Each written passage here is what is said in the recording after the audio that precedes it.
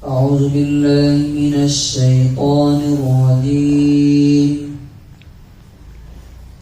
بسم الله الرحمن الرحيم. الرجال قوامون على النساء بما فضل الله بعضهم على بعض وبما أنفقوا من أموالهم فالصالحات قانتات حافظات للغيب بما حفظ الله. سورہ نساء سورہ نمبر 4 آیت نمبر 34. کل یہ بات آئی تھی کہ یہ آیت جو ہے فیملی سسٹم کے بارے میں فاؤنڈیشن اور بیس کی بنیاد رکھتی ہے. اس میں اللہ تعالیٰ نے گھر کا جو ایک ادارہ ہے، انسٹیٹیوشن ہے، اس کا نظام اور سسٹم کس کے ہاتھ میں ہوگا اور اس میں کس کی ذمہ داری کیا ہوگی یہ طے کیا ہے. دنیا میں آپ کوئی ایسا ادارہ بتائیے جو لوگ اس چیز کو نہیں سمجھتے ہیں. دنیا میں کیا کوئی ایسا انسٹیٹیوشن ہے، کوئی ایسا ادارہ ہے، کوئی اسکول ہو، کوئی کالج ہو، کوئی ملک ہو جس کے 2 ذمہ دار ہوں؟ مثلا کوئی ایسا ملک جس کے 2 پرائم منسٹر ہوں، کوئی ایسا اسکول جس کے 2 ڈائریکٹر ہوں، کوئی ایسی فوج جس کے 2 کمانڈر ان چیف ہوں. ایسا نہیں ہو سکتا. اگر ہوگا تو سسٹم کیا ہو جائے گا؟ تباہ و برباد ہو جائے گا. وہ تو چھوڑ دیجئے، اللہ تعالیٰ نے قرآن میں کہا کہ اگر اس سنسار کے، اس یونیورس کے اگر 2 خدا ہوں، 2 گاڈ ہوں تو یہ کیا ہو جائے گا؟ لو کان فیہما آلہۃ الا اللہ لفسدتا. اگر آسمان و زمین میں اللہ کے سوا اور بھی خدا ہوتے تو یہ کیا ہوتا؟ تباہ و برباد ہو جاتا، ختم ہو جاتا. تو اسی طرح سے گھر میں ایک سے زیادہ ذمہ دار نہیں ہو سکتے. اور گھر جو ہے سوسائٹی کی پہلی یونٹ ہے، پہلا ادارہ. وہ صحیح تو سوسائٹی صحیح. گھر ہی تباہ و برباد ہو گیا تو سوسائٹی کہاں جائے گی؟ ختم ہو جائے گی. تو اللہ تعالیٰ نے اس میں تقسیم کیا ہے. یہ کوئی ایسا نہیں ہے کہ ہاں مرد زیادہ عزت والا ہے، زیادہ. ہیومن ڈگنیٹی میں دونوں برابر ہے، یاد رکھیے. انسان بحیثیت انسان دونوں برابر ہیں. جس طرح مرد کی عزت کی جائے گی اسی طرح عورت کی بھی عزت کی جائے گی. اللہ تعالیٰ نے دونوں کو کیا بولا؟ پیچھے آیت آ گئی ہے، بعضکم من بعض. تم ایک دوسرے کا حصہ ہو، الگ نہیں ہو تم.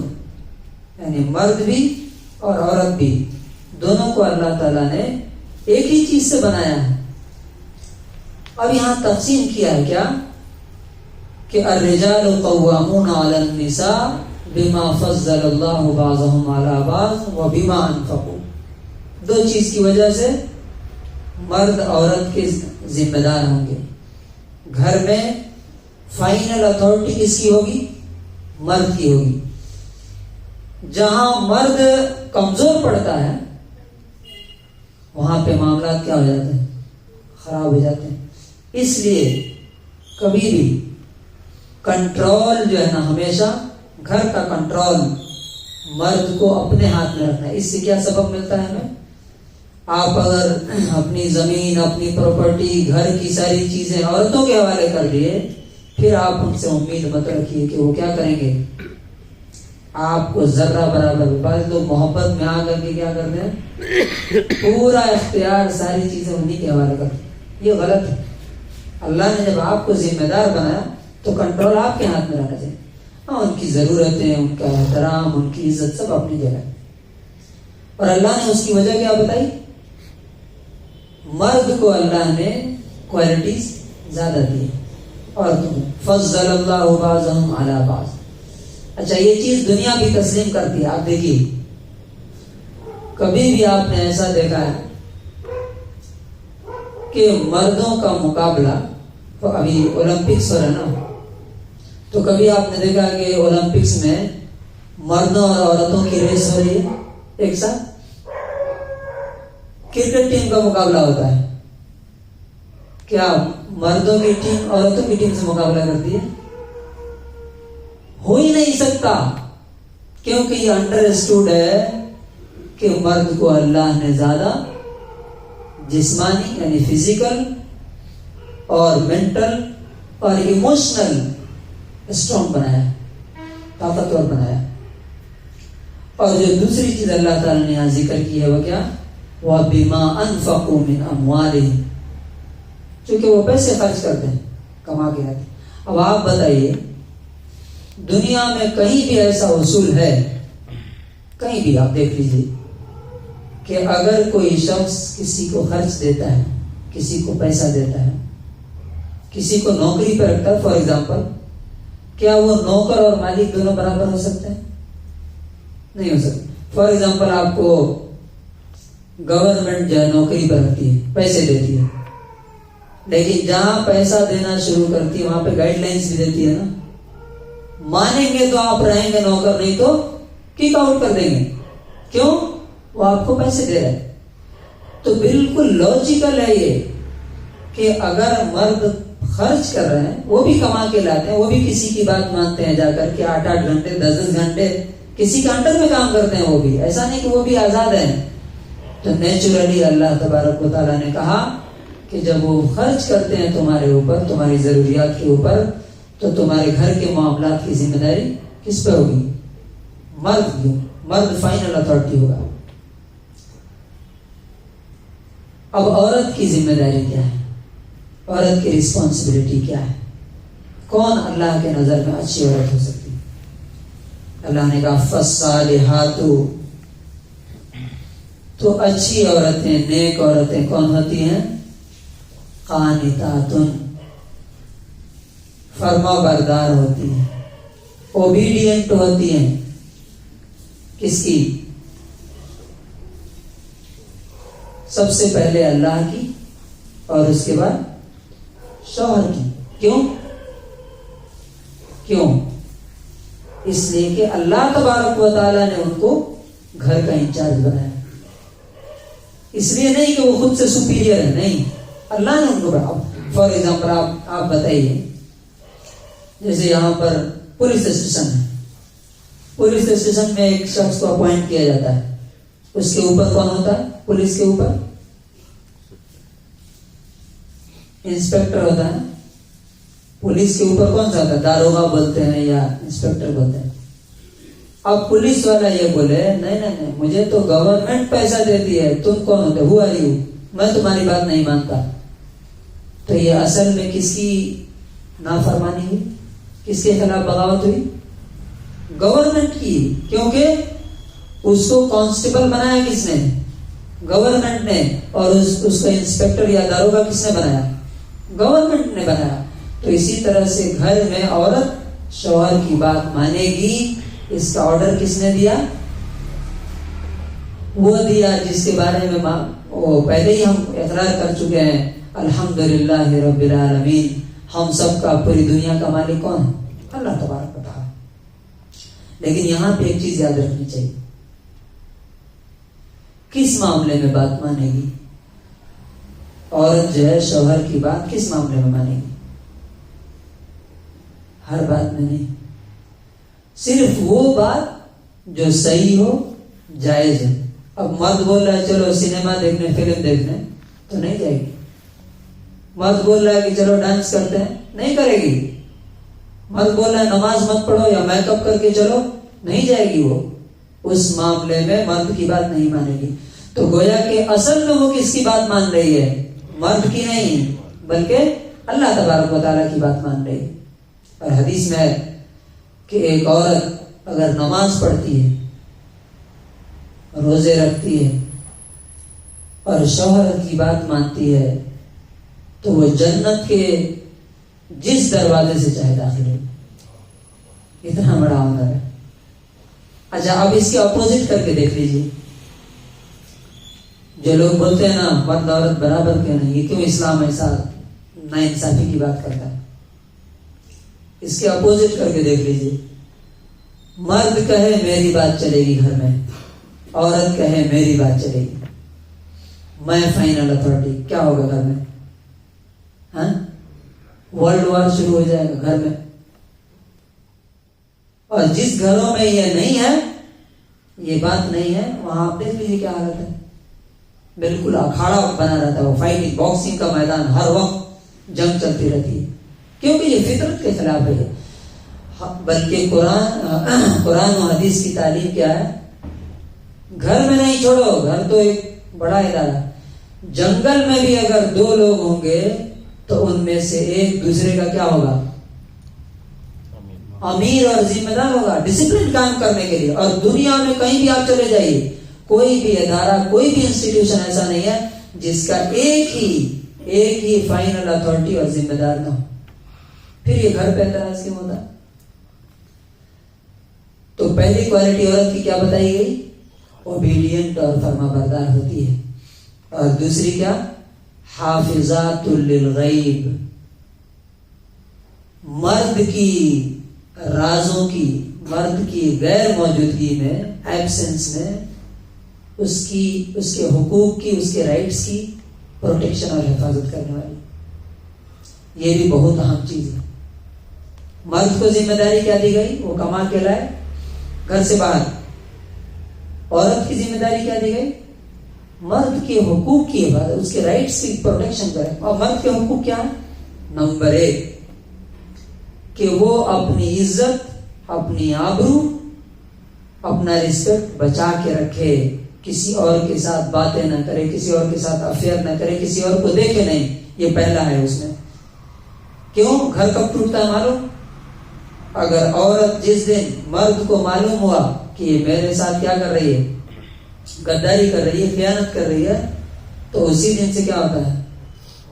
گھر ٹوٹ جائے, ختم ہو گیا.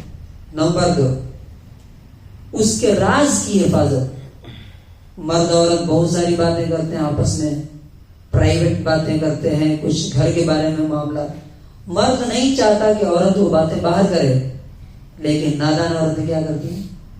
بیڈ روم تک کی باتیں شیئر کر دیتی ہیں دوسری جگہ. نتیجہ کیا ہوتا ہے؟ یہ ہر بات جا کر کے ماں باپ کو, بھائی بہن کو, فرینڈس کو بتاتے ہیں. اب جب وہ بات سامنے آتی ہے تو کیا ہوتا ہے؟ معاملات وہاں سے ٹوٹنا شروع ہو جاتے ہیں. تو نمبر 1 کیا ہے؟ مرد اپنی عزت کی, اور نمبر 2 اس کے راز, سیکرٹس کی حفاظت کرے, وہ اس کی ذمہ داری. نمبر 3 کیا ہے؟ اس کے بچوں کی حفاظت, اس کے بچوں کی تربیت, یہ اس کی ذمہ داری. اور یہ کوئی چھوٹا کام نہیں ہے. افسوس یہ ہے کہ آج دیکھتے ہیں کہ جو لوگ بولتے ہیں نا کہ عورتوں کو بھی باہر لاؤ, عورتوں کی باہر, کیسی نسل تیار ہو رہی ہے دیکھ لیجیے. آپ اپنی آنکھوں سے دیکھیے, پہلے جو بچے تھے وہ کیسے ہوتے تھے, کتنا بڑوں کی عزت کرنے والے, احترام کرنے والے. اور آج کا کیا حال ہے؟ کیوں؟ جب ان کی صحیح ایک بچے کی تربیت معلوم ہے, جو لوگ بچے پالتے ہیں ان کو معلوم ہے, ایک بچے کو پالنا دنیا کا سب سے بڑا کام ہے. اور اس کی تربیت کرنا, اس کی تربیت کر کے اس کو صحیح انسان بنا دینا, یہ تو سمجھیے کہ ایک میجک ہے, یہ ایک میریکل ہو سکتا ہے. کتنا بڑا کام ہے. تو بچوں کی تربیت, اور آخری چیز کیا ہے؟ اس کے مال کی حفاظت. اب کیا ہوتا ہے؟ شوہر کما کے دے دیا گھر میں, کوئی کچھ ادھر ضائع ہو رہا ہے, کچھ ادھر خراب ہو رہا ہے, کچھ ادھر گر رہا ہے, کچھ ادھر ٹوٹ رہا ہے. اگر کیئر لیس ہے تو کیا ہے؟ شوہر دیکھے گا تو کیا ہوگا؟ محنت کی کمائی ہماری ضائع ہو رہی. دوسرا کیا ہوتا ہے؟ اس کی چیزیں جو ہے بغیر پرمیشن کے دوسروں کو دی جا رہی ہیں, ہے نا. تو یہ بھی تھوڑی بہت تو چلتا ہے, لیکن بالکل فراوانی کے ساتھ بہایا جا رہا ہے, تو پھر وہاں سے تعلقات کیا ہوتے ہیں؟ خراب ہو جاتے ہیں. اب اللہ تعالیٰ نے یہ کیوں بولا؟ فرمایا بما حافظ اللہ, عورت کو اللہ تعالیٰ نے یہ جو حکم دیا ہے کہ وہ فرما برداری کرے، کس کی؟ مرد کی. اور نمبر 2 کیا ہے؟ گھر کی چیزوں کی، اپنی عزت کی حفاظت کرے. یہ کس لیے؟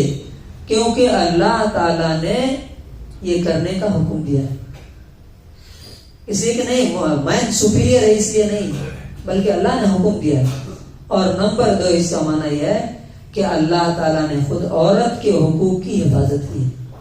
کیا کیا حقوق؟ پیچھے آپ دیکھیں نا شروع سے کس کے بارے میں باتیں ہو رہی ہیں؟